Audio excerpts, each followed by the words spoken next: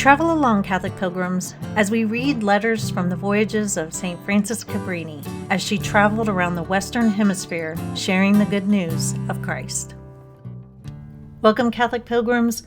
This is the last day of this particular voyage. Mother and her sisters will be in port in New York very soon. I have to say that it's a very windy day here while I'm recording. Something about Edwards Air Force Base, it is just constantly windy, and I mean high winds. And this just happens to be one of those days. So if you hear wind in the background, I apologize. It's not one of the added effects that I have put on the podcast, but we must carry on. Today we will get another roll call from Mother. She will give an account on how the different sisters on board are doing. I think it's easy for us to think of these women almost like fictional characters in a novel, but they were very real and they did very real work. Since this is the end of a voyage, I will read and then give a short reflection. So let's head into New York with Mother by turning to page 56. Saturday, September 12th. At last, with the aid of your fervent prayers, we have arrived at the last day of our voyage.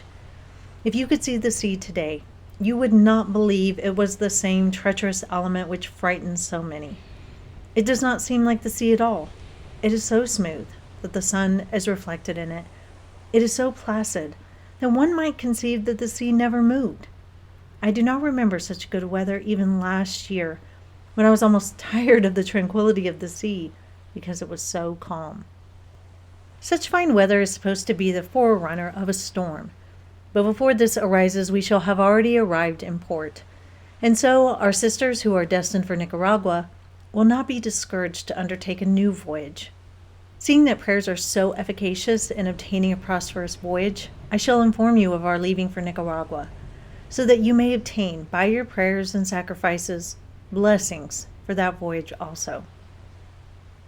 We are going towards the region of heat, which I cannot bear at sea, but with your prayers, why should I fear anything?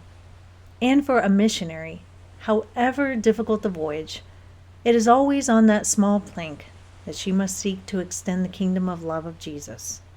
Therefore, another 4,000 miles is very little after all. You pray, and that will suffice. I will do the rest, giving myself up to the heart of Jesus. He who is our good, our all, our preserver, our master, friend, and spouse. Pray, pray, O daughters, and make generous sacrifices, and then you will see how many graces the good heart of Jesus will give you. All the sisters are well, happy, and contented. They are beginning to like the sea, but perhaps this is because they are about to leave it soon. However, a missionary must not attach herself to anything, but must sacrifice herself and all her inclinations. Sister Veronica sees now and then some very big fish. She thinks they are whales and sharks. Sister Alacoque talks much of her mission every night, particularly of the school and children. Sister Gaswina makes everyone happy. Sister Cherubina recovered her speech 2 days ago. The sea made such an impression on her at first that she lost her speech and thought she would never be strong again. She dislikes leaving the sea now. Sister Pia and Sister Chiara, having rested quietly in their cabins, are now quite bright and happy. Sister Diomira suffered much, but has always been able to keep going. Sisters Piarina and Angelica and some others are sunburned, having spent a great deal of time on deck. Sister Celicia has acted as infirmarian, assisted by Sister Agape. Yesterday, Sister Josephine began her description of the voyage to send to her brother, but I am sending it first to you, so that you may enjoy it, as I have not time myself to send you an account of my own. All the sisters ask me to thank you for your prayers. They are far away in body, but not in spirit. As true daughters of the Mother House, they are still very attached to it. All think of you and are exciting themselves to great virtue. On the second day of the sea voyage, the sisters were feeling so bad that they acted more like children than religious, which fact disheartened me so greatly that I almost repented of having chosen such subjects for so difficult a mission. But I am happy now that I did not disclose my feelings. But the sisters at length are feeling well and are really good, virtuous, and sensible women, quite willing to undertake any arduous work for which they will be rewarded. They will be able to show themselves true daughters of the church by their true attachment and holy efforts to procure the glory of God.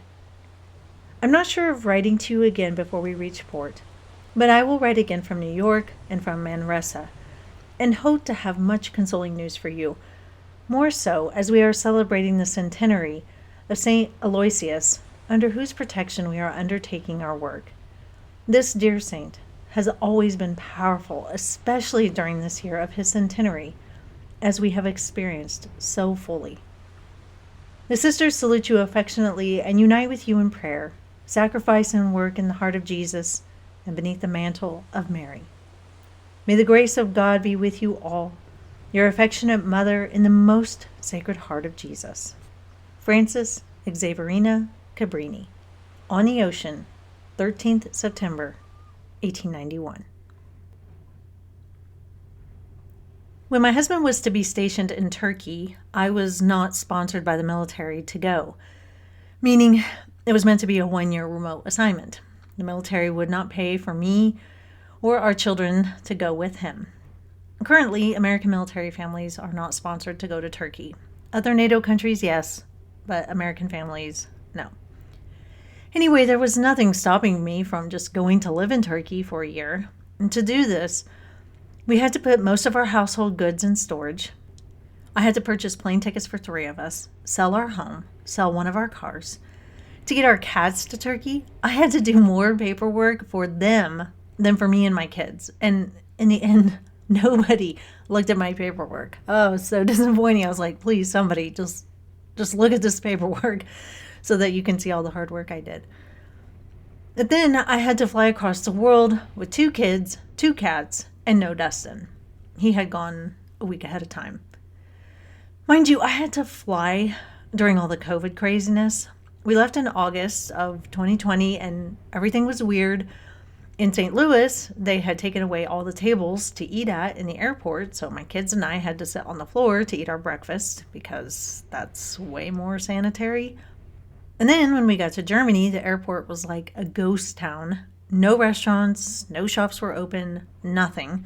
And I was starving because they didn't have my gluten-free meal on flight, even though they said they would, because COVID wouldn't allow for special dietary meals. Why? Because everything was stupid and reactionary. Upon getting to Turkey, I had to start the process pretty quickly on becoming a Turkish resident for 1 year. And let me tell you, that's no easy task, but I'm not sure it should be. But all this is to say, I did all this and would do it all again because I love my husband. I could not imagine a whole year apart from him. And if I could do anything about it, I was willing to do it. I was willing to suffer to be with him. My favorite line from our readings on this voyage are, quote, "And for a missionary, however difficult the voyage, it is always on that small plank that she must seek to extend the kingdom of love of Jesus. Therefore, another 4,000 miles is very little after all," unquote. Are we willing to do the same for Christ? Mother Cabrini is willing to suffer greatly for Christ in order that souls may know him. She is willing to suffer because she loves Christ. That's the mark of true love. And so often we want Christianity to just be easy and ask nothing of us. Yet we are quick to say that we love Jesus. But what are we willing to suffer for him, though? Are we willing? Or at the moment the Christian life challenges us just a bit, do we refuse the challenge? We aren't all missionaries called to travel here and there, but we all can sacrifice in our own way for love of God. Mother Cabrini shows us what it means to love Christ. She doesn't shy away from discomfort or try to take the easy path. No, she looks 4,000 miles in the face and says, it's just a little after all. Compared to what Christ did, it's just a little. That's all for this voyage, Catholic Pilgrims.